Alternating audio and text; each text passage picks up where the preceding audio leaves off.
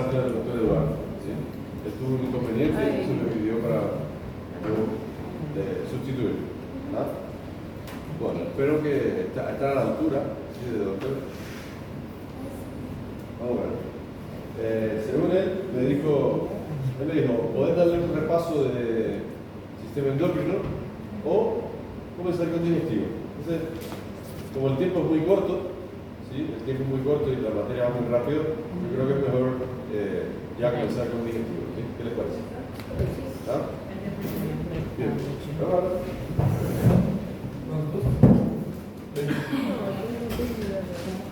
Bueno, primeramente, en el sistema digestivo vamos a encontrar, bueno, ya está dividido en varias partes, ¿sí? Digestivo 1, digestivo 2, digestivo 3, porque es muy largo, ¿sí? Hoy vamos a ver la primera parte, ¿sí? En donde vamos a ver entonces las estructuras que hay en la cavidad oral, ¿sí? Vamos a ver cómo están organizadas, vamos a ver vamos a llegar hasta la parte general del tubo digestivo. Si nos da tiempo, podemos hablar hasta del primer órgano que sería el esófago, ¿sí? Hasta ahí vamos a llegar, ya después el doctor Eduardo continuará con el resto de los temas, ¿verdad? Bien, bueno, básicamente los objetivos a conseguir van a ser reconocer las características histológicas de la cavidad bucal, identificar los componentes histológicos de las glándulas salivales, ahí entrarían todas sus características histológicas, la cápsula, los tabiques, los lobulillos, los acinos, los tipos de acinos que vamos a encontrar allí, y de acuerdo a la cantidad y a los tipos de acinos que vamos a encontrar en estas glándulas, vamos a poder identificarlas en el microscopio, ¿sí? Distinguir la organización general del tubo digestivo, eso sería la primera parte, ¿sí? Básicamente las cosas que se repiten en el tubo digestivo, que son varias, ¿sí? Son órganos tubulares, ¿sí? En forma de tubos, y estos van a presentar 4 capas, ¿sí? Y esas capas se van a repetir de órgano a órgano. Acá en el aparato digestivo vamos a encontrar eso, que hay muchas cosas que se repiten de un órgano a otro, pero también hay que identificar las diferencias en cada uno, ¿sí? Y la mejor manera de hacer eso es agarrar órgano por órgano y ir viendo exactamente qué es lo que hay en cada capa. Yo siempre les recomiendo que lean el libro, ¿sí? Porque no hay ningún otro material que pueda superar al libro. El libro es el que te cuenta toda la historia completa y cuando terminas realmente sabes que estás entendiendo mucho más de que si agarras un resumen o cualquier cosa, ¿verdad? Bien. Bueno, la cavidad bucal básicamente está dividida en dos, ¿sí?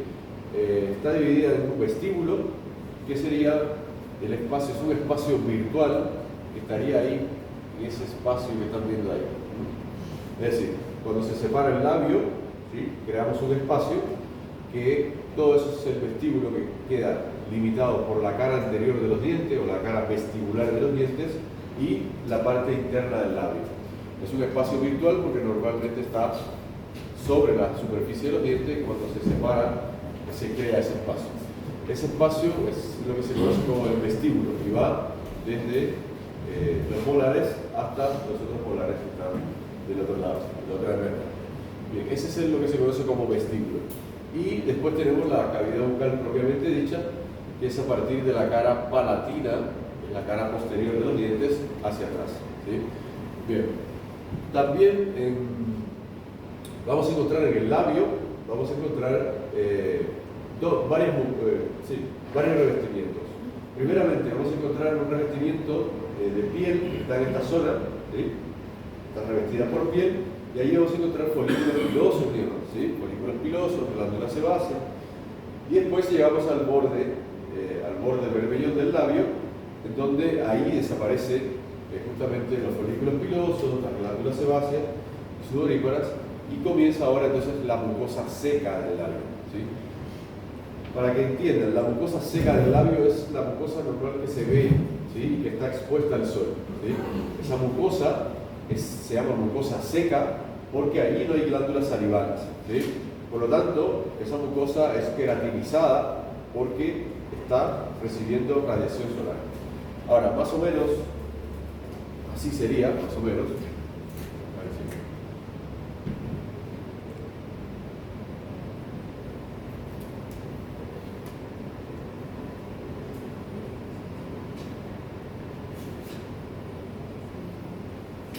Acá estarían los folículos pilosos y demás, un epitelio estratificado plano queratinizado, ¿no? Después, esta mucosa, que es la mucosa seca, ¿sí? Esta mucosa seca va a tener queratina por justamente la radiación solar. Pero más o menos por acá, ¿sí? El epitelio ahora se engrosa y aumenta unas cuantas capas. ¿Sí? Sí, acá ya es estratificado, pero acá aumentó el espesor, ¿sí? Aumentaron las capas, porque la queratina se pierde, ¿sí? Acá ya no hay queratina porque está mirando hacia adentro y el sol ya no incide ahí. Entonces, acá van a aparecer entonces glándulas salivales. Y bueno, acá hay vasos bien grandes, que son los que le dan la coloración rojiza o rosada, ¿verdad? Esa es la mucosa del labio, ¿sí? Ahora, dentro de la cavidad oral van a existir tres tipos de mucosa, ¿sí? Son tres tipos de mucosa. Van a ser mucosa de revestimiento, que es la mucosa que es más abundante, es la que predomina en la cavidad oral. Tengo otra mucosa que se llama mucosa masticatoria, que es esa que están viendo ahí, y otro que es la mucosa especializada, ¿sí? Repito, son tres tipos de mucosa que hay en la cavidad oral: mucosa de revestimiento, que es en la mayoría de la cavidad bucal, mucosa masticatoria y mucosa especializada. ¿Dónde voy a encontrar entonces las mucosas de revestimiento? Bueno, van a estar justamente cubriendo la mayor cantidad de área posible de la cavidad oral. Ahí vamos a encontrar la parte interna de los labios, vamos a encontrar en las muchechas por dentro, ¿sí? En el piso de la boca, la parte ventral de la lengua, es decir, la parte de abajo de la lengua, el paladar blando, etc. Todas esas áreas van a estar tapizadas por un epitelio estratificado plano no queratinizado, ¿sí? Ahora, la mucosa masticatoria es una mucosa mucho más firme, mucho más rígida. Si comparamos la mucosa, por ejemplo, del paladar duro, ¿sí? La que cubre el paladar duro es una mucosa que es bien firme, ¿sí? Ella, si tú la tratas de mover, ella casi no se mueve, y es justamente por eso. Acá hay una gran superficie, ¿sí? Que hace así. Por lo tanto, al haber mayor superficie en esa línea entre el epitelio y el tejido conjuntivo, es como si yo tuviera los dedos metidos así, ¿sí? Por lo tanto, la mucosa va a ser mucho más firme, ¿sí? Cuando esa línea es mucho más suave, la mucosa entonces es mucho más laxa, se mueve más, ¿sí? Es más o menos lo que sucede también en la piel, en la área de la palma de la mano, en la planta de los pies, que la mucosa, que la piel es mucho más firme que en otras áreas, ¿sí? Bien, entonces, ¿cuál es la localización de la mucosa? Bueno, la mucosa ya de revestimiento les dije cuál, ¿verdad? Ahora, la mucosa masticatoria, que es la mucosa que está preparada para la masticación, el proceso de la masticación, va a ser paladar duro, ¿sí? El paladar duro y las gengivas, las encías, ¿sí? Esa mucosa va a presentar entonces un epitelio estratificado plano queratinizado y paraqueratinizado, ¿sí? Hay un término nuevo que, bueno, básicamente cuando un epitelio estratificado desarrolla queratina, ¿sí? Es porque hay algún agente externo que está incidiendo sobre el epitelio y este, para protegerse, crea ese estrato nuevo. El caso, por ejemplo, de la piel es justamente la radiación solar, ¿sí? Pero en la cavidad oral, entonces, como no hay radiación solar, lo que ocurre básicamente, el evento que ocurre, que podríamos decir que hasta cierto punto es un agente externo que está, a cierto punto, diciéndole a la mucosa que tiene que estar más resistente, sería el proceso de la masticación. Entonces, justamente en esas áreas se desarrolla queratina y es normal, ¿sí? Entonces, en la encía y el paladar duro vamos a encontrar ese epitelio estratificado plano queratinizado, y el término nuevo de paraqueratinizado significa, bueno, cuando las células mueren, ¿sí? Un epitelio estratificado, las células que nacen en el estrato basal, ¿sí? Ustedes saben eso, ¿no? ¿Saben eso, verdad? Hay varios estratos. Está el estrato basal, que es el estrato de una capa de célula, que es el más profundo. Después viene un estrato de varias capas de células, que es el estrato espinoso. Y después viene un estrato de 3 a 4 capas de célula, que es el estrato granuloso. En ese estrato granuloso las células todavía tienen núcleo y comienzan a tener gránulos en su interior, ¿sí? Estos gránulos son gránulos de querato y hialina que a medida que pasa el tiempo se van juntando, se van volviendo más grandes y después se transforman en filamentos de queratina. Allí las células están sufriendo compresión, ¿sí? Están sufriendo una compresión y una compactación que hacen que las células se aplanen totalmente. Por lo tanto, cuando salen del estrato granuloso, ya la célula muere, ¿sí? Ya la célula pierde el núcleo y muere. Pero pasa entonces al estrato siguiente, que es el estrato córneo, que es una capa de células compactadas, comprimidas, deshidratadas, que forman parte ahora del estrato córneo, ¿sí? Que es la queratina. Normalmente eso, en la piel, por ejemplo, ya todas son las células están muertas, ¿sí?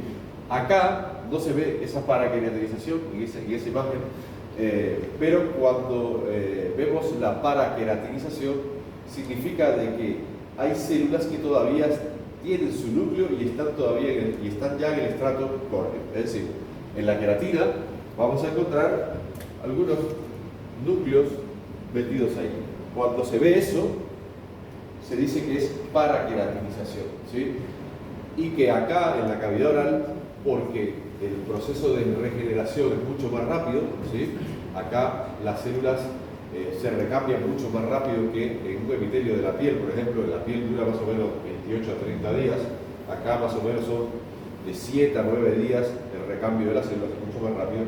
Entonces algunas células pueden llegar arriba todavía teniendo su núcleo, ¿sí? Eso es lo que es paraqueratinización. Está. Bueno, ya dijimos entonces la mucosa de revestimiento, la mucosa masticatoria y la mucosa que falta sería la mucosa especializada, ¿sí?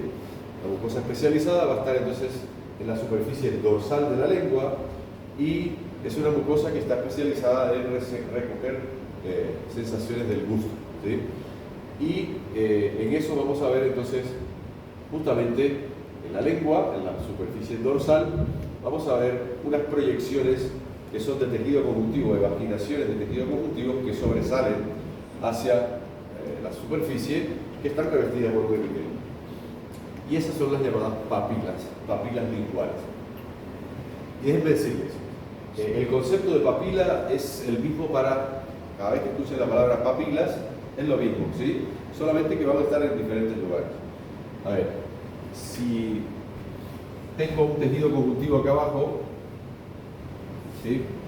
Y de ese tejido conjuntivo va a surgir una papila, lo que sucede es que este tejido lo que hace es se evagina, ¿sí? Produce una proyección que sobresale. Eso es una papila, en realidad la papila es el tejido conjuntivo y después el epitelio lo cubre, ¿sí? La papila en realidad es esto que están viendo acá, es el tejido conjuntivo, ¿sí? Entonces, en el caso de la lengua son papilas linguales, pero en el caso de la piel, por ejemplo, la piel, tengo papilas que son papilas dérmicas, ¿sí? Papilas dérmicas, de la dermis. Cualquier lugar que vean un tejido conjuntivo que sobresale, ¿sí? Es una papila, ¿verdad? Bien. Ahora, acá en la lengua se distribuyen los receptores sensoriales del gusto en varios lugares. Por ejemplo, las papilas que captan más las sensaciones dulces van a estar en la punta de la lengua, las papilas de sabor salado van a estar distribuidas por esta zona y así sucesivamente. No solamente en la lengua hay botones gustativos, sino también en el paladar duro también hay, en el paladar blando también vamos a encontrar, inclusive hasta la laringe vamos a encontrar algunas sensaciones del gusto. Ahora, vamos a ir viendo justamente los tipos de papilas que vamos a ver. Bueno, primero, en la cara dorsal, el surco terminal en forma de letra B, que es este que están viendo acá. Las papilas linguales que van a estar distribuidas acá, estas son un tipo de papilas que son las papilas circunvaladas, son las papilas de mayor tamaño, ¿sí? Pero también vamos a encontrar las amígdalas que están en la base de la lengua y vamos a encontrar 4 tipos de papilas, ¿sí? Las papilas Como ya les dije, fíjense siempre, cuando escuchen la palabra papila, fíjense en el tejido conjuntivo, porque normalmente siempre uno mira acá arriba, pero el tejido conjuntivo es lo que es la papila realmente, ¿sí? Y, como ven, tienen formas parecidas, pero no son iguales. Primero, las papilas más numerosas de todas, ¿sí? Las que hay en mayor cantidad, van a ser las papilas filiformes, ¿sí? Y las papilas filiformes básicamente tienen una distribución en la lengua, están por toda la lengua y están ubicadas, si trazamos una línea que parte a la lengua en dos, van a estar ubicadas más o menos en forma de letra B y están apuntando con las puntas hacia atrás. Estas papilas básicamente tienen una función mecánica, ¿sí? Estas papilas lo que hacen es proporcionarle a la lengua una superficie rugosa para entonces poder la lengua tener cierto agarre con el bolo alimenticio, ¿sí? El bolo alimenticio, cuando estamos masticando la comida, ¿sí? Nosotros normalmente masticamos primero de un lado y después del otro, ¿sí?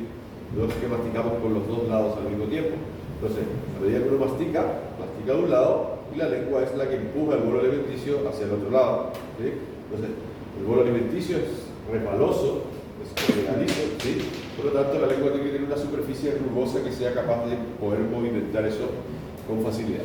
Y estas papilas, justamente, van a tener esa función mecánica y, como ven, tienen queratina en la superficie, ¿sí? Son las que van a tener mayor grado de queratinización, ¿sí? Ahora, después tengo a otras tres papilas, que estas papilas sí ya tienen función sensorial, ¿sí? Básicamente, la papila sigue siendo la misma cosa, una proyección de tejido conjuntivo, pero ahora van a aparecer los botones gustativos, que son esas bolitas pequeñitas que están viendo ahí, ¿sí? Las papilas fungiformes, que son estas que están viendo acá, van a estar más concentradas en la punta de la lengua, ¿sí? La punta de la lengua. Y estas papilas uno las puede ver a simple vista, ¿sí? Y uno saca la lengua frente al espejo, ¿sí? Va a ver en la punta de la lengua así como unos puntitos rojos, ¿sí? Esas papilas que a veces se suelen inflamar hace poquito y duelen, ¿sí? Son las papilas fungiformes y tienen la característica de que tienen una base más estrecha y se van abriendo hacia la superficie. Estas van a tener proyecciones de tejido conjuntivo que van a terminar sobre justamente la superficie del epitelio y acá arriba más o menos estarían esos botones gustativos.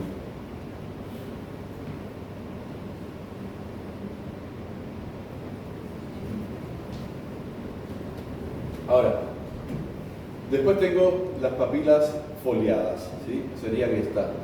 Las papilas foliadas van a estar en la superficie posterior y laterales de la lengua, ¿sí?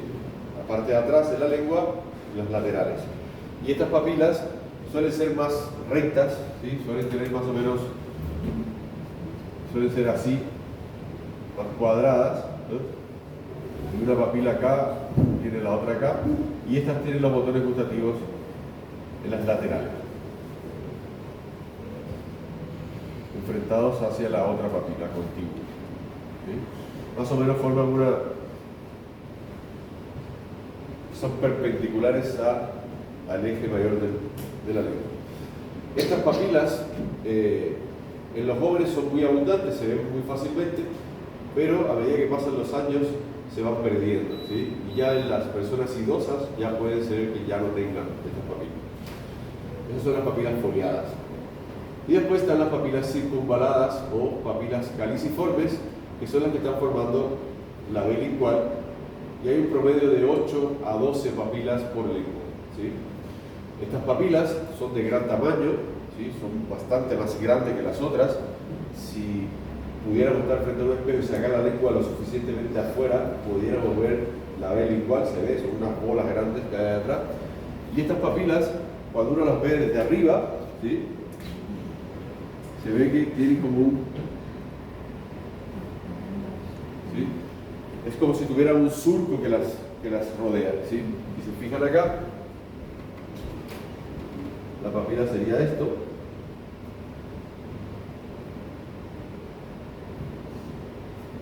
Y acá hay un surco, ¿no?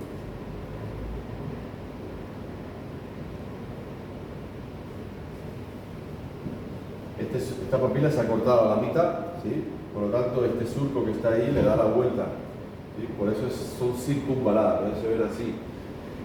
Y estas papilas, justamente cuando el bolo alimenticio pasa por la superficie superior, el bolo alimenticio pasa por acá, deja detritos, ¿sí?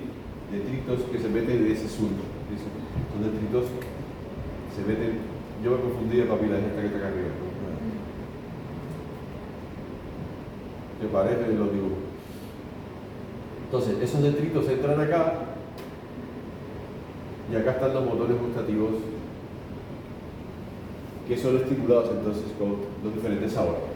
Acá debajo hay glándulas, unas glándulas salivales menores que se llaman glándulas de von Ebner, que tienen un conducto que desemboca acá abajo. Normalmente cuando el bolo alimenticio pasa por ahí, esos detritos penetran allá adentro y estimulan esos botones gustativos. Pero si no salen de ahí, van a seguir estimulando con el mismo sabor. Por lo tanto, si comiéramos nuevamente con otra cosa, íbamos a sentir el mismo sabor en ese lado. Entonces, ¿qué pasa? Estas glándulas lo que hacen es liberan saliva serosa, ¿sí? Que hace que se llene todo ese surco y entonces saca a todos los detritos para que queden nuevamente los espacios libres para otra vez ser estimulados con otro sabor. Bueno, esas son entonces los 4 tipos de papilas. ¿Ya ustedes tuvieron digestivo 1 en la teoría? ¿Todavía no? Bueno, entonces repito, son 4 tipos de papilas. Las papilas filiformes son las más numerosas. Tienen una forma, eso me olvidé decirle, tienen una forma más o menos así, como tipo cónicas, ¿sí? Siempre recuerden, miren el tejido conjuntivo, que es lo que realmente le da la forma a la papila. Entonces estas son más o menos en forma abusada o forma de cono, ¿sí? Las otras, estas como les dije, tienen función mecánica, ¿sí? Después las otras 3 serían las fungiformes, las foliadas y las circunvaladas, las cuales todas tienen botones gustativos. Bien. Ahora, en la lengua, además de esa superficie dorsal de la lengua, como vimos el epitelio y las papilas, ahora un poco más hacia abajo, vamos ya debajo del epitelio, fíjense que está viendo acá parte del epitelio, vamos a encontrar también tejido muscular, ¿sí? El músculo, bueno, es el músculo estriado esquelético en su versión visceral, ¿sí? Recuerden que el tejido muscular son 3 tipos de tejidos musculares, ¿sí? Son tejido muscular esquelético, tejido muscular liso y tejido estriado cardíaco, ¿sí? El tejido muscular esquelético es llamado esquelético porque está en contacto con el esqueleto, pero hay 5 localizaciones en las cuales no está asociada al esqueleto y está asociada a órganos. Por lo tanto, se le llama a esos lugares músculo estriado visceral, ¿sí? Pero es el mismo músculo, no existe ninguna sola diferencia histológica que podamos decir que es un músculo distinto, es el mismo. Entonces, no está mal decir que la lengua tiene músculo estriado esquelético porque es igual, ¿sí? Entonces, acá básicamente hay algo que la lengua tiene característico que cuando uno lo ve ya enseguida sabe que es lengua, ¿sí? No hace falta ni siquiera ver las papilas para saber de qué es lengua. Fíjense, en cualquier otro lugar la musculatura uno la va a ver en un solo sentido, ¿sí? Vamos a encontrar, por ejemplo, en el bíceps, todas las fibras musculares van a estar en esta dirección para que el músculo se pueda contraer y podamos doblar el brazo, ¿sí? El músculo todas las fibras tienen que estar en un solo sentido. La lengua no. La lengua vamos a encontrar fibras musculares en varios planos, ¿sí? ¿Se fijan? Estas están así, pero acá están así, y vamos a encontrar también así, formando casi que ángulos de 90 grados, ¿sí? Esto es justamente para que la lengua pueda reproducir movimientos muy precisos que son necesarios para la fonación, ¿sí?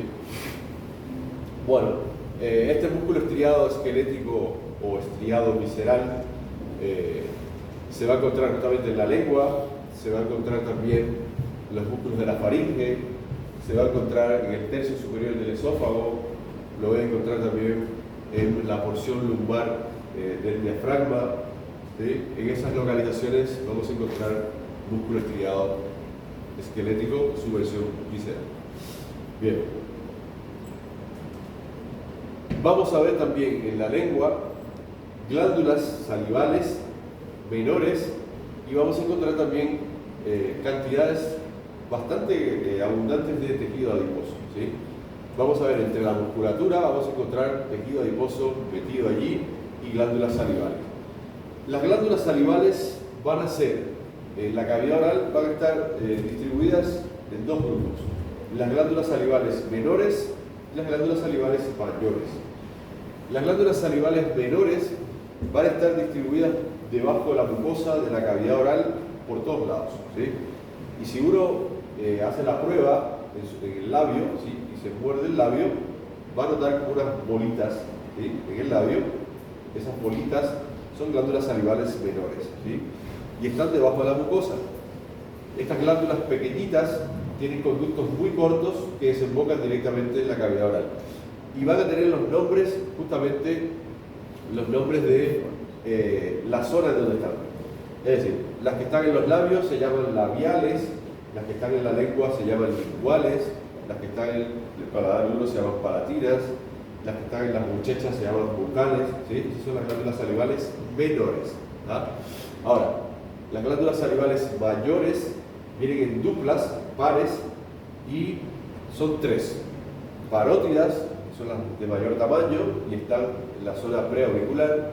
Después tengo las submandibulares, que están debajo de la mandíbula, y las sublinguales, que están debajo de la lengua, dentro de la cavidad bucal. Bueno, hay otras imágenes de las papilas. Miren las papilas, esta papila filiforme. Miren acá las fibras musculares en diferentes planos. Acá están de esta manera longitudinal, acá están cortes transversales. Por acá están viendo glándulas salivales menores y tejido adiposo. Esta lengua obviamente no es de un ser humano. Esta lengua tiene que ser de un gato, por lo menos, porque en realidad la lengua nuestra no es así.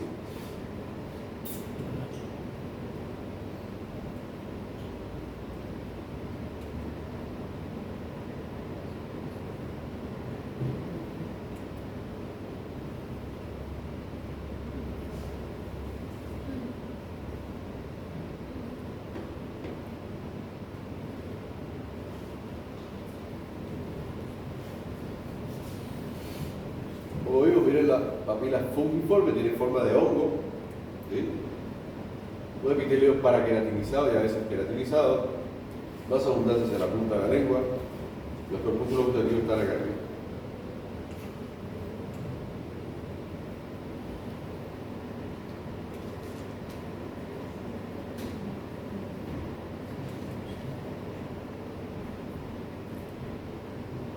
Básicamente se distinguen por esas dos medidas, ¿sí? Acá vamos a encontrar una base que es más estrecha, ¿sí? Y acá arriba es mucho más ancha. Ahora se ve que tiene una forma de hongo bastante llamada. Las foliadas hacia atrás, en los bordes laterales de la lengua, separadas por hendiduras muy profundas, corpúsculos gustativos en los bordes afrontados. ¿Sí? Esta papila tiene los motores gustativos enfrentados a los de la papila contigua. En las hendiduras desembocan pequeñas glándulas serosas. Acá también hay conductos que desembocan justamente entre esas papilas. Miren acá los motores gustativos, después vamos a ver justamente qué células son las que están ahí.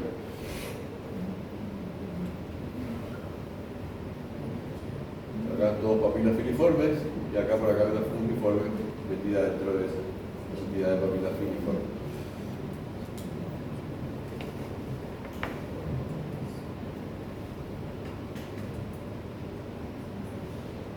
Papilas circunvaladas o caliciformes, de 10 a 12 ubicadas por delante de la vena lingual. Son las más grandes, de mayor tamaño, ¿sí? Miren el tamaño de esta papila y compárenlo con esta otra que están viendo acá, es mucho más grande.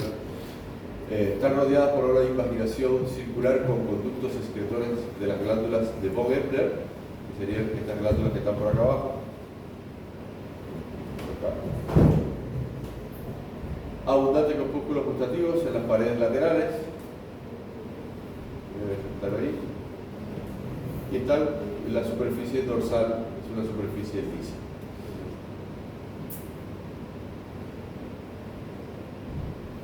Miren los botones gustativos acá. Estos botones gustativos son esféricos, ¿sí? Tienen un poro gustativo que mira hacia el exterior, ¿sí? Justamente más o menos por ahí, estaría por acá. Vamos a ver otra imagen.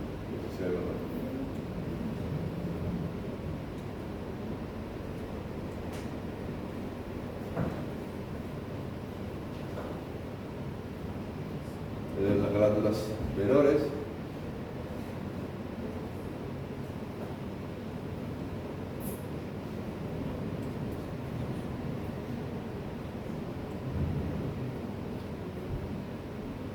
Bueno, papilas caliciformes, papilas foliadas, papilas fungiformes, todos estos lugares para dar blando, epiglotis y arco palatogloso, faringe, laringe, todo el espesor, es decir, en el caso de los corpúsculos va a cubrir todo el espesor del epitelio, van a tener un poro gustativo y van a tener tres tipos celulares, ¿sí? Las células receptoras que captan los estímulos, los sabores, se van a llamar neuroepiteliales, ¿sí? Tienen como unas microvellosidades. Después tenemos a las células de sostén o células sustentaculares y las células basales que son pequeñas. Estas células basales van a ser las responsables de el recambio celular tanto de estas como de estas otras, ¿sí? Y ahí están. Fíjense, las que están así de este color son las neurosensoriales y fíjense que están asociadas a un cálice nervioso. Esto es una fibra nerviosa que justamente le hace un cálice en la parte basal de la célula. Ahí hay una conexión con el sistema nervioso. Estas células tienen como unas microvellosidades acá arriba que justamente cuando llegan las moléculas contienen los sabores, producen una descarga eléctrica, ¿sí? Y eso viaja hacia la fibra nerviosa. Después tenemos acá a las células sustentaculares, que son estas, que son muy parecidas a ellas, y las células basales, que son más pequeñitas, son triangulares y bien pequeñitas. Mírenlas acá, esta sería la basal. Por acá tenemos las neurosensoriales, que tienen los núcleos más redondos, se parecen más a las neuronas.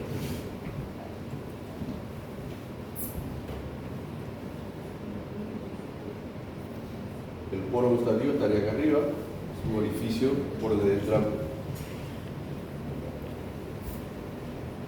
Bueno, músculo estriado esquelético, ¿sí? Núcleo periférico y demás.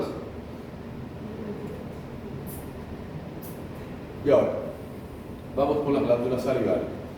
Bueno, las glándulas salivales mayores van a ser, como ya les dije, vienen en pares, ¿sí? Y estas glándulas están encapsuladas. Las glándulas tienen una cápsula de tejido conjuntivo que las envuelve y desde la cual, esa cápsula, van a penetrar a través de esa cápsula los vasos y los nervios y demás que van a irrigar, a inervar a la glándula. Esta cápsula que la envuelve va a presentar entonces, va a emitir tabiques que van a dividir entonces a la glándula en varios lobulillos, ¿sí? Es decir, más o menos sería algo así. Es una cápsula de tejido conjuntivo que contiene vasos y demás, vasos y nervios, desde la cual entonces empiezan a surgir tabiques que empiezan a dividir a la glándula en lobulillos, ¿sí? Y estos tabiques, que son más gruesos, ¿sí? Por ahí entonces van a meterse los vasos, ¿sí?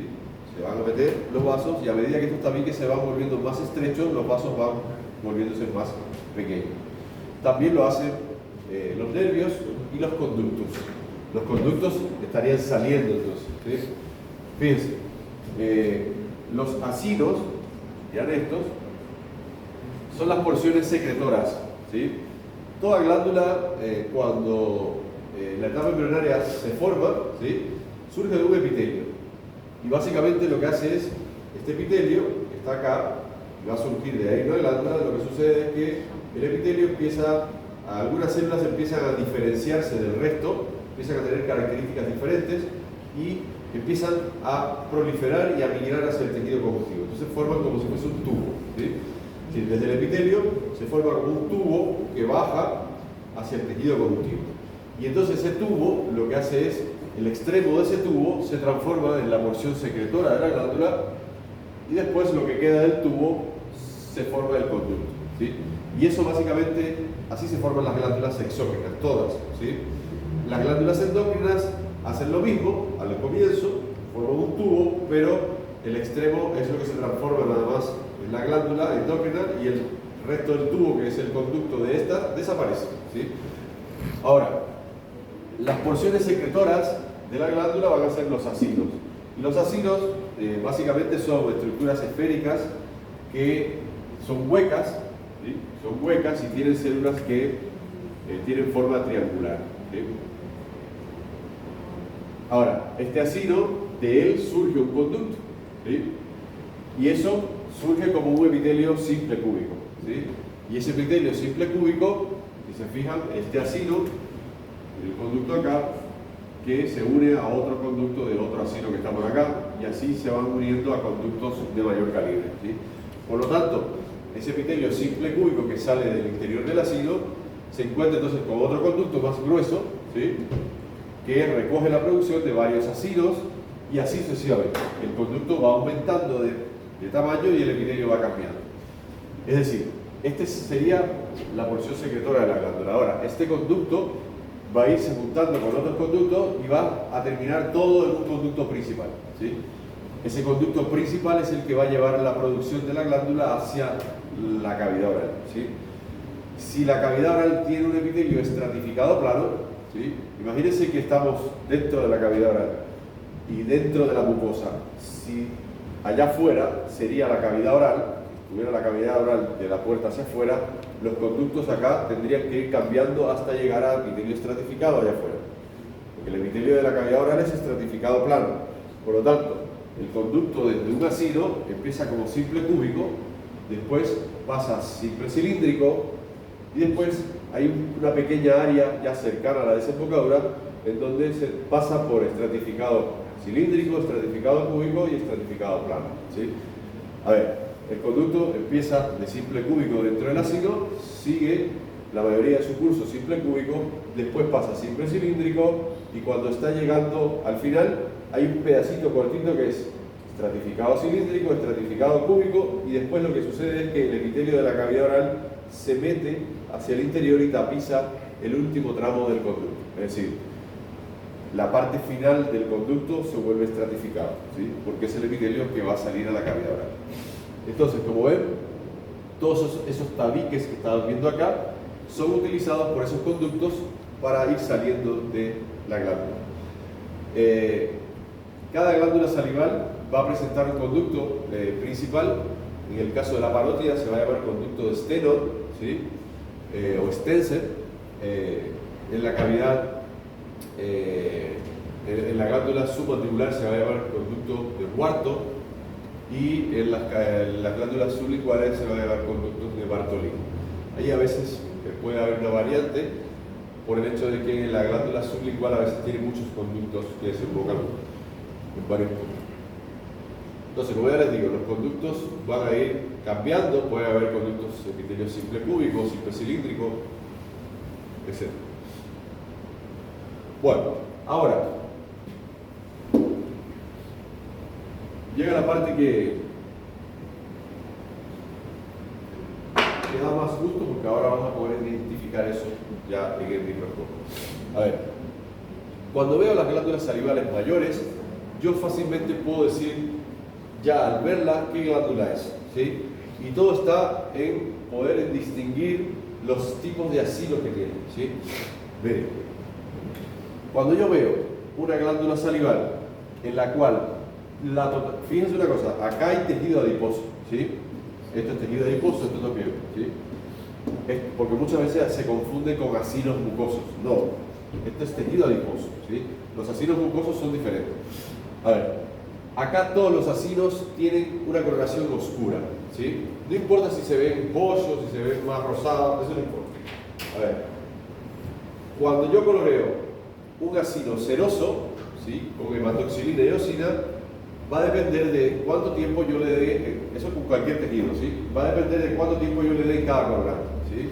Recuerden que se usan dos colorantes, hematoxilina y eosina. Por lo tanto, tiene que entrar el uno primero y después el otro. Si el colorante, por ejemplo, ya está muy viejo, ya está muy usado, y yo decido cambiarlo y pongo colorante nuevo, obviamente que ese colorante nuevo que yo coloco va a tener que la lámina estar menos tiempo dentro del colorante, porque si no va a quedar muy intenso. Entonces, eso puede influir también en una coloración que quede demasiado oscuro o no. Pero los acinos que son cerosos van a quedar siempre teñidos intensamente dependiendo con el colorante que yo le dé más tiempo. Si yo lo dejo más tiempo en la eosina, la coloración no va a ser tan roja, sino va a ser más rosada, pero van a ser oscuros. Lo que quiero decir es que van a ser oscuros. Cuando el acino es mucoso, la mucina no se tiñe ni con la hematoxilina ni con la eosina, por lo tanto queda blanco, ¿sí? Pero no así, esto está vacío en realidad, ¿sí? Esto está vacío en realidad. Entonces, acá yo estoy viendo, por acá, conductos, ¿sí? Tejido adiposo, y estos que son los acinos, todos son oscuros, ¿sí? Hay una regla que dice, mientras más lejos, más longe la cavidad llorado, más cerosa es la saliva que produce la glándula. Y cuando digo ceroso me refiero a que esa saliva es una saliva líquida, ¿sí? Es muy líquida. En cambio, mientras más cerca está la glándula de la cavidad oral, más mucina produce, más mucosa. Entonces, la saliva va a ser más viscosa. Por lo tanto, la parótida es la glándula salival que tiene todos sus ácidos cerosos, ¿sí? Acá no voy a encontrar ni un ácido mucoso. Ahora miren, en esta glándula tengo ácidos que son cerosos, tengo ácidos que son mucosos y tengo ácidos mixtos. Por ejemplo, este ácido que están viendo acá es un ácido ceroso, ¿sí? Es oscuro. Pero miren este que está acá. Ese es mucoso, ¿sí? Y ahora miren este que está acá. Él es mixto. Tiene una media luna cerosa y células mucosas. Cuando yo veo los tres tipos de ácidos, ¿sí? Ahora después tengo que fijarme en la proporción, en la cantidad de cada uno, ¿sí? Cuando yo me fijo que hay dos tonos de colores, ¿sí? Bien llamativos, ácidos que son totalmente oscuros y otros que son más claros, ya yo puedo decir que es una submandibular, ¿sí? Puedo decir que es una submandibular. Ahora miren, si veo qué ácido es el que predomina, son los cerosos. Hay más cerosos que el resto, ¿sí? Fíjense, todo esto es ceroso, ceroso, ceroso, y tengo algunos que son mucosos, ¿sí? Entonces, la secreción de esta glándula es cero mucosa, ¿sí? Bien. Ahora, pessoal, quando é mais serosa, então é de qual a mais clara é da submandibular. A ver, repítelo. A ver, cuando es ceroso, el ácido es oscuro, ¿sí? El ácido es oscuro. Ahora, si te guías por la ubicación de la glándula, mientras más lejos de la cavidad oral, más cerosa, ¿sí? Las que están más lejos de la cavidad oral son las parótidas, ¿sí? Y la parótida, que es esta, es puramente cerosa, solamente cerosa. Acá solamente los ácidos van a ser oscuros, ¿sí? Esto es tejido adiposo, esto no, ¿sí? Entonces, acá todos los ácidos, todos son cerosos, ¿sí? Después, ya un poco más cerca de la cavidad oral, la submandibular, va a tener ácidos de los tres tipos, ¿sí? Son cerosos, mucosos y mixtos, ¿sí? Esa es submandibular, con predominio ceroso, ¿sí?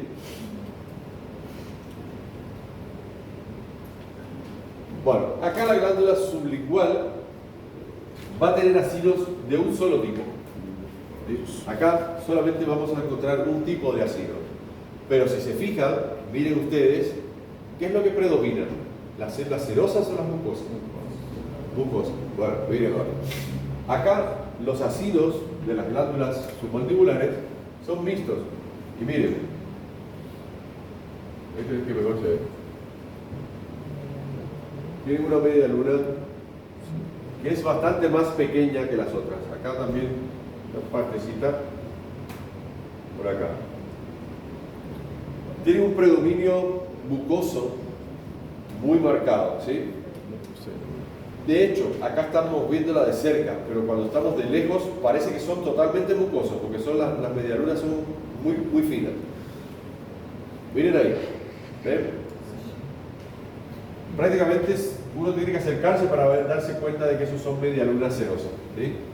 Pero el predominio acá es mucoso, por lo tanto la glándula tiene una secreción mucocerosa, al revés, mucocerosa. Entonces, ya a partir de ahora es solamente poner en práctica eso, ¿sí? Para distinguir a las glándulas. Entonces, repito, cuando encuentro ácidos de un solo tipo, todos oscuros, es parótida. Cuando encuentro tres tipos de ácidos diferentes, serosos, mucosos y mixtos, mezclados, es submandibular. Y cuando veo ácidos mixtos con predominio mucoso en toda la glándula, es sublingual. ¿Verdad?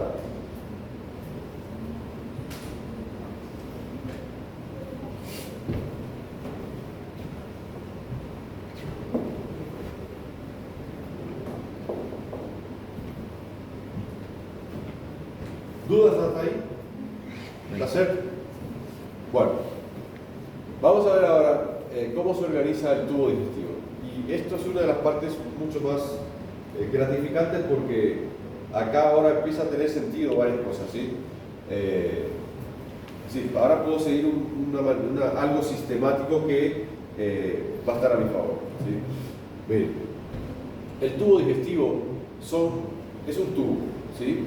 Es un tubo que está formado por varios órganos, uno a continuación del otro, más o menos tubulares, ¿sí? Algunos son un poco más anchos, como por ejemplo el estómago. Pero todo ese tubo comparte justamente las mismas capas. A ver, yo no sé si ustedes saben eso, porque me he encontrado muchos alumnos que desconocían eso, ¿sí? A lo mejor ustedes saben. Ustedes conocen, ¿verdad?, que existen epitelios, endotelios y mesotelios, ¿sí? ¿Cuál es la diferencia? ¿Saben la diferencia ustedes de eso?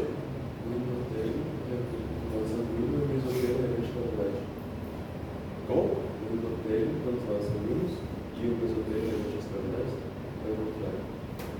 Más o menos. A ver, un epitelio, ¿qué hace? ¿Qué hace el epitelio? ¿Qué cosa es?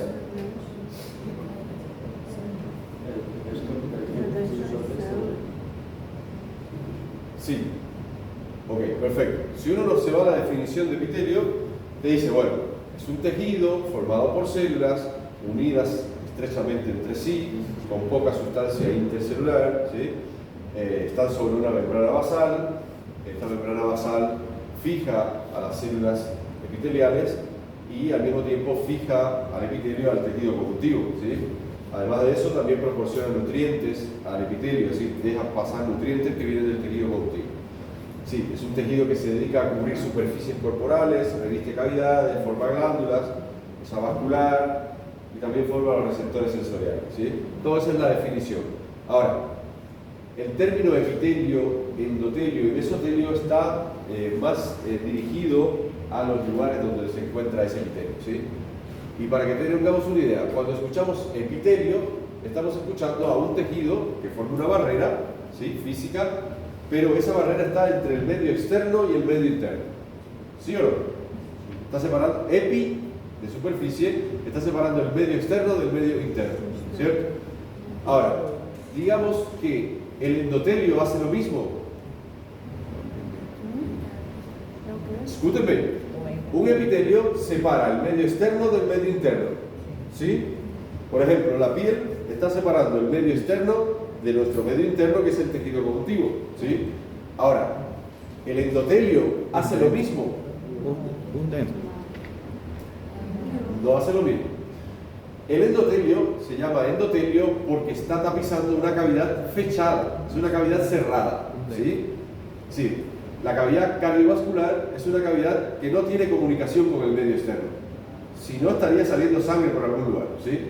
Por lo tanto, por eso se llama endotelio. No es exclusivo de los vasos sanguíneos, también hay otro lugar donde hay endotelio, sería en la cámara anterior del ojo, ¿sí? Que es la zona que está detrás de la córnea. Ahí la parte posterior de la córnea tiene un endotelio posterior. La córnea tiene un epitelio anterior estratificado y por detrás tiene un endotelio simple plano, ¿sí? Que es por el cual atraviesan los nutrientes que van a nutrir a las capas de la córnea. Ahora, esa sería más o menos la definición, la diferencia entre un endotelio y un epitelio, ¿sí? Y un mesotelio es una cavidad también cerrada, pero es una cavidad que está dentro de otra. Y son tres lugares. Estaría la cavidad pericárdica, la cavidad pleural y la cavidad peritoneal, ¿sí? Tiene una hoja visceral y una hoja parietal. Y entre esas dos hojas hay un epitelio simple plano, ¿sí? Que es llamado de mesotelio. Ahora, ¿por qué hablo de todo esto? Porque así vamos a poder entender algo que a lo mejor ustedes no saben, ¿sí? El tubo digestivo es un tubo, ¿sí? Que está comunicado con el exterior, ¿sí? A través de la boca y del ano. Es un tubo que está comunicado con el exterior. Por lo tanto, la luz de ese tubo corresponde física y funcionalmente al exterior de nuestro cuerpo. Es decir, el alimento que consumimos, ¿sí? Que va por el tubo digestivo, está transitando por el exterior de nuestro cuerpo, no está transitando por nuestro interior. ¿Me explico? Parece una paradoja, ¿sí? Porque en realidad entra en nuestro cuerpo, sí, pero va por el exterior. Los nutrientes, para poder entrar a nuestro cuerpo, tienen que atravesar el epitelio, ¿sí? Y entrar al tejido conjuntivo para poder entrar a nuestro interior. Por lo tanto, todo lo que corresponde a la luz del tubo digestivo es el exterior de nuestro cuerpo. Y eso es válido no solo para el aparato digestivo, sino para el aparato respiratorio y el aparato urinario, ¿sí? Esos tres aparatos son órganos huecos que están comunicados con el exterior directamente. Por eso es que están revestidos de epitelio y no de endotelio, ¿sí? Bueno, bien. Ahora, siempre vamos a ver a esto como la luz, a partir de ahora, ¿sí? Vamos a ver a esto como la luz, que es también, en este caso, es el exterior de nuestro cuerpo, ¿sí? Bien, el interior entonces estaría de este otro lado, acá. Tejido conjuntivo. Bien, ahora, desde la luz hacia fuera, vamos a encontrar que el tubo digestivo, que comienza en el esófago y termina en el intestino grueso, allá en el ano, vamos a encontrar 4 capas. Esas capas van a ser, desde el interior, desde la luz, va a ser la mucosa, primero, después vamos a encontrar otra capa que se llama submucosa, la muscular externa y la adventicia o serosa. ¿Por qué adventicia o serosa? Bueno, porque las estructuras que están en la cavidad torácica, como el esófago, básicamente esta última capa es una adventicia, porque es la adventicia que envuelve a la tráquea, que también envuelve al esófago, ¿sí? Y es un tejido conjuntivo, ¿sí? Laxo, más o menos. Ahora, en el abdomen, ¿sí? En el abdomen voy a tener a las vísceras que están en el abdomen, que están distribuidas por todo el abdomen. Algunas, en algunos puntos, están fijadas a la pared, pero hay otras partes de las vísceras que no están fijadas y están suspendidas, ¿sí? Mirando hacia el otro lado. Por lo tanto, en los puntos de esas vísceras que están fijadas a la pared, se fija a través de un tejido conjuntivo, ¿sí? Que las fija a la pared y lo hace a través de una adventicia. Es el tejido conjuntivo que fija al órgano. Pero en la otra área que está suspendida, lo que hace es el peritoneo visceral, le pasa por encima y ahí entonces es una serosa. Fíjense para que ustedes vean de que el epicardio, que es la tercera capa del corazón, también se llama serosa pericárdica, ¿sí? Y acá es serosa peritoneal, ¿sí? Bueno, por eso lo que quiero decirles es que si acá tengo, por ejemplo, el intestino está ahí, en un corte transversal, y el intestino en esta zona está fijado a la pared, acá va a tener adventicia, pero el resto de la superficie va a ser serosa. ¿Entienden?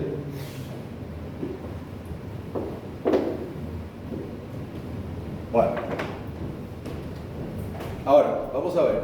La mucosa es la capa más interna y esta mucosa es la que va a presentar la mayor cantidad de diferencias de un órgano a otro, ¿sí? Las otras capas más o menos van a ser parecidas o similares, ¿sí? Ahora, todas se llaman igual, pero van a ir teniendo diferencias y eso es lo que uno tiene que hacer. ¿Qué hice yo cuando estaba aprendiendo esto? Yo agarraba órgano por órgano, ¿sí? Y tenía estas 4 capas ya preestablecidas y lo que hacía era leer del libro, ¿sí? Agarraba mucosa y me ponía a decir, bueno, la mucosa del esófago, entonces iba haciendo tipo un esquemita sencillito donde estuvieran la mayoría de los detalles, pero todo resumido, ¿sí? De tal manera de que si yo hacía eso con el esófago, lo hacía con el estómago, con todos los órganos, mediante el hecho de que yo estaba haciéndolo, ahí mismo, a medida que yo lo iba haciendo, me daba cuenta de todas las cosas que se repetían, de un órgano a otro. Y después era mucho más fácil distinguir las cosas que eran diferentes, ¿sí? Y bueno, entonces, la mucosa, ¿qué tiene? Bien, la mucosa está formada por el epitelio, está formado por la lámina propia y por una capa delgada de músculo que se llama muscular de la mucosa o muscularis mucosae, ¿sí? El epitelio, bueno, sería así. Como más o menos yo hice, ¿verdad?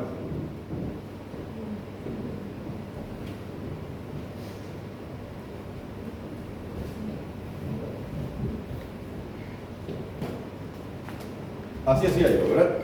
Bien. En la mucosa voy a encontrar 3 estructuras: epitelio, la lámina propia y muscular de la mucosa. Obviamente, tengo que saber de qué es esto, ¿verdad? En el esófago, si es esófago, en el epitelio tengo que poner epitelio estratificado plano, ¿sí? Ese es el epitelio del esófago. Ahora, en la lámina propia es un tejido conjuntivo laxo, ¿sí?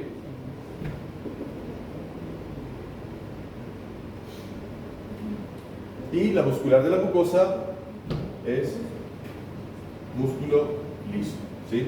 Un ejemplo. Hay más cosas ahí, ¿verdad? ¿Por qué? Porque en el esófago tengo que dividirlo en tercios, ¿sí? El esófago se divide en tercios porque tiene diferencias. Pero bueno, eso después, no sé si quieren, después de hablar de esto, podemos hablar del esófago y hacer ese esquemita para que tengan después ustedes, ¿sí? Bueno, la submucosa es de un tejido conjuntivo denso y regular, ¿sí?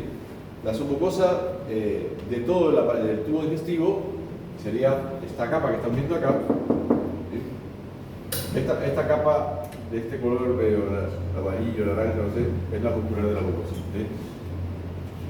Ahora, la submucosa en el tubo digestivo tiene una función, una función muy importante. ¿Por qué? Porque a través del tubo digestivo muchas áreas pasan sólidos, ¿sí? Que pueden distender las paredes del órgano y puede ser que esta distensión sea bastante excesiva, ¿sí? Entonces, ¿qué pasa? Para evitar una ruptura del órgano, ¿sí? Lo que hace el organismo es proveer una capa de tejido conjuntivo denso y regular, ¿sí? Recuerden que el tejido conjuntivo denso y regular tiene fibras colágenas muy gruesas que son muy resistentes. Entonces, ¿qué pasa? Si se fijan, esto más o menos sería un esófago en realidad. La luz del esófago es colapsada, ¿sí? Está colapsada y se forman estos pliegues. Eso es cuando está vacío. Pero cuando está pasando el bolo alimenticio por acá, estos pliegues desaparecen y la luz se vuelve una luz mucho más grande, ¿sí? Esto facilita que pase un volumen de mayor tamaño. Pero imagínense que el volumen sea mucho más grande y que el órgano empiece a estirarse. Llega un momento que si el estiramiento es demasiado se puede romper. Entonces, esta capa submucosa, como tiene suficiente tejido, se puede expandir, pero llega un punto en donde ofrece un límite de estiramiento que ya no se estira más, porque tiene una gran cantidad de fibras. Entonces, básicamente la capa submucosa lo que hace es ofrecer un límite de expansión al órgano para evitar de que este se rompa con un estiramiento excesivo, ¿sí? Más o menos lo que sucede con esas mangueras que se usan para echar aire, ¿sí? Normalmente tienen una bojacha que está por fuera, pero por dentro tiene una malla, ¿sí? Una malla que es para evitar que estore la manguera por la presión. Bueno, más o menos algo así. Entonces, esa sería la capa submucosa de tejido conjuntivo denso y regular, y va a presentar entonces, por allí van a transcurrir los vasos de mayor calibre, los vasos más gruesos. Va a haber también, en algunos casos, en algunas partes del tubo digestivo, va a presentar glándulas, ¿sí? No es lo más frecuente, pero en algunos sitios estratégicos, en esa capa voy a encontrar glándulas, y también voy a encontrar un plexo nervioso que se llama plexo submucoso de Meissner, que es el que va a inervar a los vasos sanguíneos, el que va a inervar a las glándulas y el que va a inervar a la muscular de la mucosa que está en la otra capa más superior, ¿sí? La capa mucosa. Bien, esa sería la submucosa. Ahora, después tengo la capa muscular o muscular externa. Y se llama muscular externa porque ya hay una capa muscular que está en la mucosa, que es la muscular de la mucosa. Bueno, esta muscular externa normalmente en casi todos los órganos son dos capas. Es una capa que está dividida en dos. Y esta divisoria, esta zona que divide a esta capa muscular, es un área de tejido conjuntivo que presenta el plexo, otro plexo nervioso que se llama plexo miotérico de Auerbach, ¿sí? Y es el que inerva la musculatura de la capa muscular externa que da los movimientos peristálticos. Normalmente está dividida en dos, una circular interna y una longitudinal externa. Esta circular interna, en algunos puntos, es donde es la que forman los esfínteres, ¿sí? Como el esfínter gastroesofágico, el esfínter gastroduodenal, etc., que es un engrosamiento de esa capa circular. Y bueno, después vamos a tener la serosa o la adventicia, que eso va a depender del área que estemos examinando. Cuando es puramente tejido conjuntivo, es adventicia. Y cuando es tejido conjuntivo más un mesotelio, simple plano, entonces es serosa. Esa es más o menos la organización general para todo el tubo digestivo. Ahora, no quiere decir que esto me sirva todo exactamente igual para los diferentes órganos. Sí, obviamente que me va a servir, pero voy a tener que agregar muchas cosas ahí. Esto es un esófago, ¿no? El esófago, por ejemplo, tiene varias particularidades. El esófago va a presentar en la capa submucosa, va a presentar glándulas. A ver, déjame ver si hay que... Está en la otra acá. Si quieren, podemos hacer... Vamos a hacer, yo creo que sería bueno hacer por lo menos uno, ¿sí?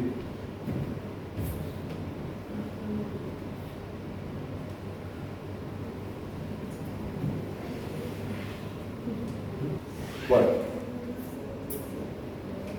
es un corte transversal de la luz tiene forma irregular por los pliegues longitudinales de la mucosa, ¿sí? Esos son los pliegues que yo le dije que normalmente se forman en el esófago. Si uno pudiera mirar un esófago, ¿sí?, por su punta, iba a ver que esos pliegues son longitudinales, ¿sí?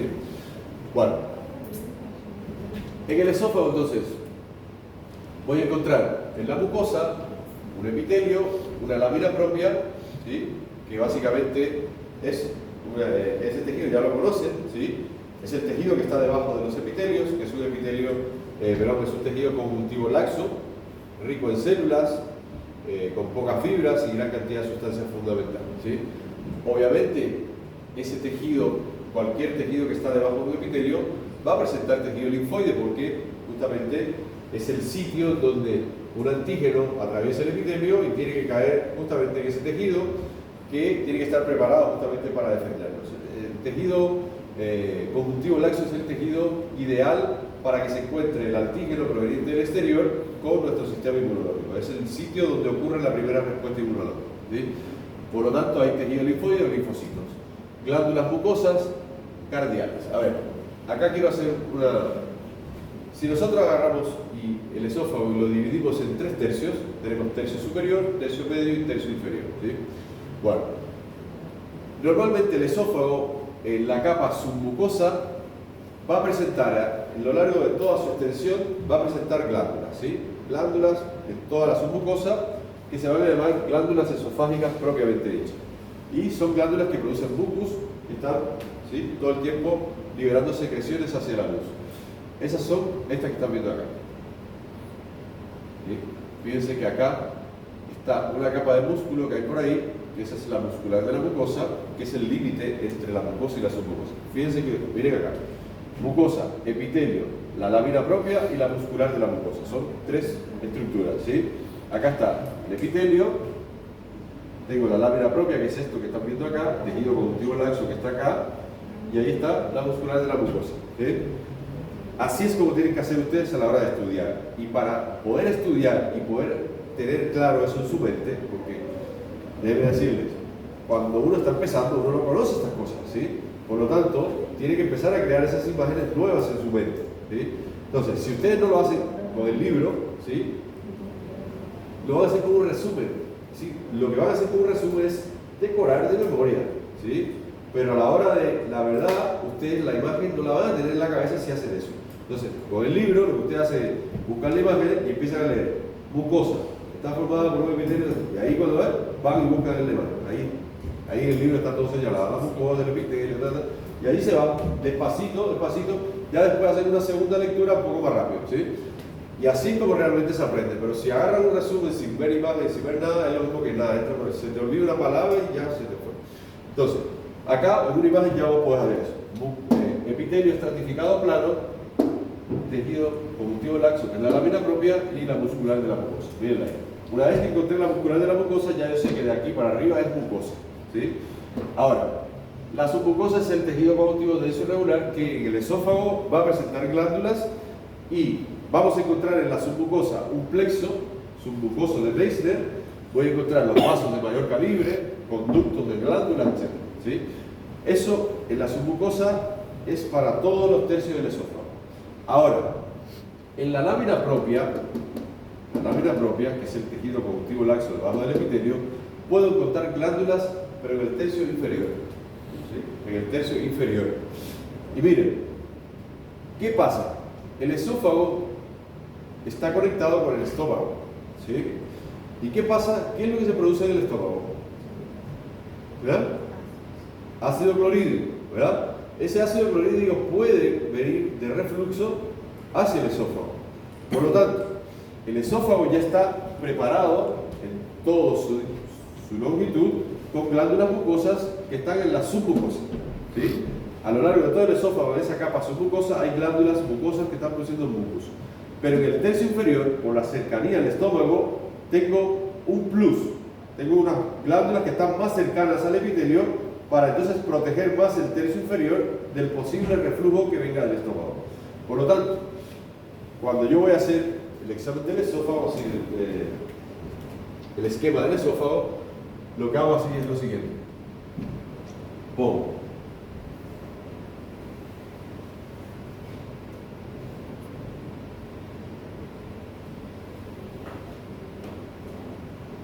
mucosa, epitelio. Usted me va a ir diciendo, dale. ¿Qué epitelio es? En el esófago.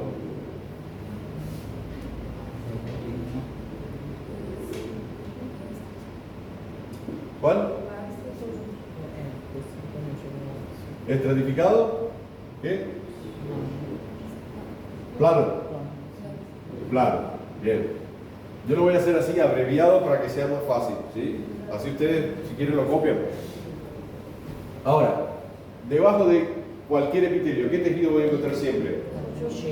Tejido conjuntivo laxo, ¿verdad? Ahora, este tejido, a partir de ahora, en los órganos huecos se va a llamar lámina propia, ¿sí?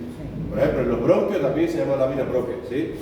Bueno, entonces, la lámina propia ya sabemos que es de tejido conjuntivo laxo, ¿bien? Ahora, ¿qué encuentro ahí? Además de tejido, ya cuando digo tejido conjuntivo laxo, ya yo tengo que saber que hay linfocitos, que puede haber macrófagos y todas esas cosas, ¿verdad? Y que hay poca fibra, muchas sustancias, todo lo que sale del tejido conjuntivo laxo. Ahora, a mí me interesa saber acá, en el esófago, ¿qué hay? Bueno, en la lámina propia, normalmente, en los 2 tercios superiores y medio, no voy a encontrar otro detalle, pero en el tercio inferior voy a encontrar a las glándulas cardiales, ¿sí? Entonces, eso es lo que voy a poner acá. Tercio inferior.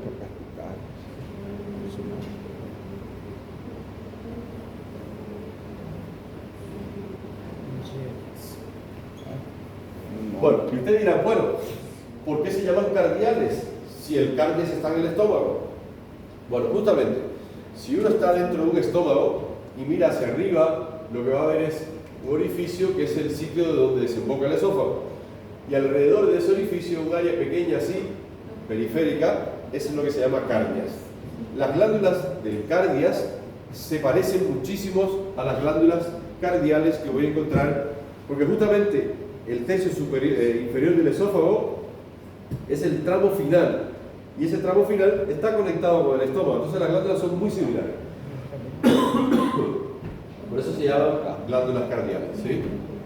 Bien, ahora, acá, muscular de la mucosa.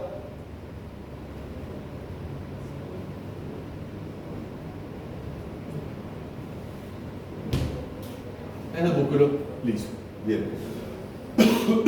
Eso es la mucosa. Ahora, submucosa.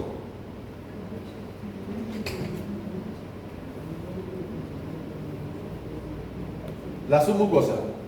Habíamos dicho que era de qué tejido. ¿Qué tejido era la submucosa? Denso y regular. Tejido conjuntivo denso y regular. Bueno, este tejido conjuntivo denso y regular va a presentar los vasos más gruesos, de mayor calibre, los nervios más gruesos, va a presentar, en el caso del esófago, van a presentar glándulas, que son las glándulas esofágicas. ¿Sí? Ese es el detalle más importante. Entonces, acá puedo agregar los vasos más grandes,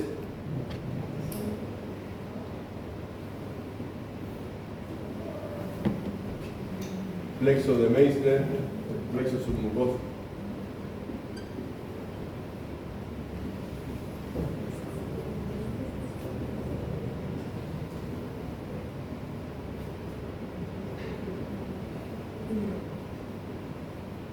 Y glándula.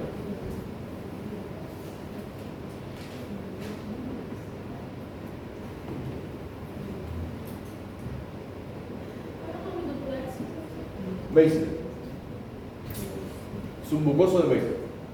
Bien. Esa es la capa submucosa. Ahora la capa muscular.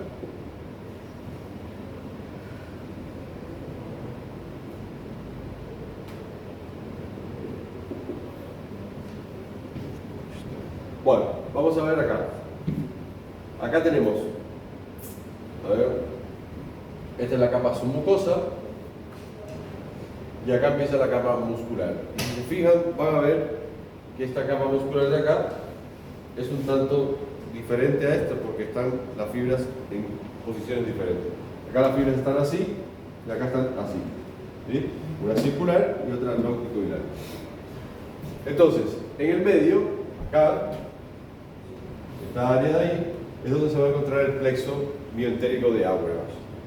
Y básicamente lo que voy a encontrar ahí son neuronas ganglionares, ¿sí? Se ve ahí. Entonces, en la muscular externa es una capa circular interna, una capa longitudinal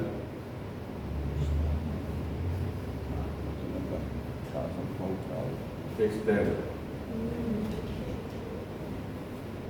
de músculo liso y el plexo mioentérico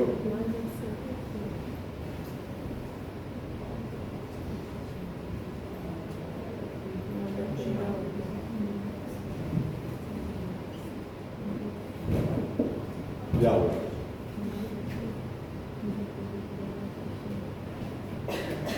Y bueno, en el esófago, básicamente, la capa que predomina, la última, es la adventicia, porque recuerden que está rodeado por la adventicia que envuelve la tráquea. Por lo tanto, solamente el pedacito que sale a la cavidad abdominal, más o menos de 2 a 3 centímetros, ¿sí? Es lo único que tiene serosa, ¿sí? Entonces, si es que no es el tercio inferior, no vamos a ver serosa. Entonces,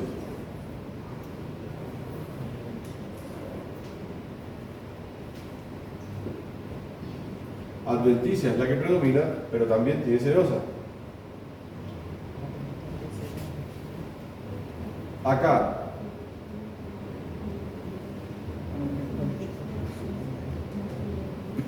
acá vamos a ponerle tejido conjuntivo porque, a ver, está el tejido conjuntivo laxo y el tejido conjuntivo denso, pero puede haber algo intermedio también, ¿sí? Un tejido conjuntivo de densidad variable, que a veces el libro lo llama, porque es laxo y es denso más o menos al mismo tiempo, es un término medio, ¿sí? Entonces, tejido conjuntivo solamente, y acá es tejido conjuntivo laxo con mesotélio.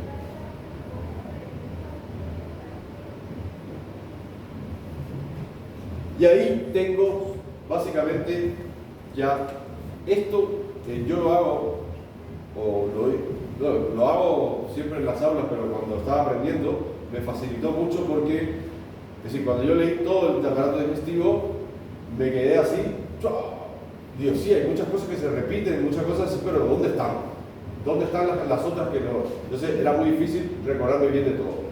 Entonces hice de esta manera con cada uno de los órganos y a medida que yo iba haciendo me iba dando cuenta de qué cosas había hecho en uno y qué en otro no había hecho, y así me di cuenta muy fácil, ya se repite esto y esto y esto, y lo que es diferente está acá, está acá, está acá, entonces lo pude visualizar mucho mejor y aprendérmelo más fácil.